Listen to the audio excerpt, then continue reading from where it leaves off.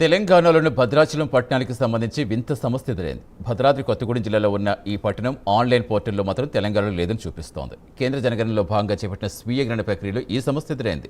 భద్రాచలం పట్టణం ఎంపిక చేసుకోవాలని చూస్తే జియో కోడింగ్ తెలంగాణ రాష్ట్రానికి మాత్రమే పరిమితం చేయబడిందంటూ సందేశం వస్తోంది. అంతేకాదు గూగుల్ మ్యాప్స్లో కూడా భద్రాచలం కొన్నిసార్లు ఆంధ్రప్రదేశ్ ప్రాంతంగా చూపిస్తోంది. దీంతో ప్రజల్లో మరింత గందరగోళం ఏర్పడింది. వెంటనే సాంకేతిక లోపాలు సరిచేయాలని స్థానికులు కోరుతున్నారు. దీనిపై భద్రాచలం తహసీల్దార్ వెంకటేశ్వర్లు స్పందించారు. ఈ సమస్య ఇప్పటికే జనగణన సాంకేతిక బృందం దృష్టికి తీసుకెళ్లినట్టుగా తెలిపారు. 2-3 రోజుల్లో సమస్య పరిష్కారం అవుతుందని చెప్పారు. భాగంగా సెల్ఫ్ ఎన్యుమరేషన్ అనేది అవకాశాన్ని కల్పించింది ప్రభుత్వం.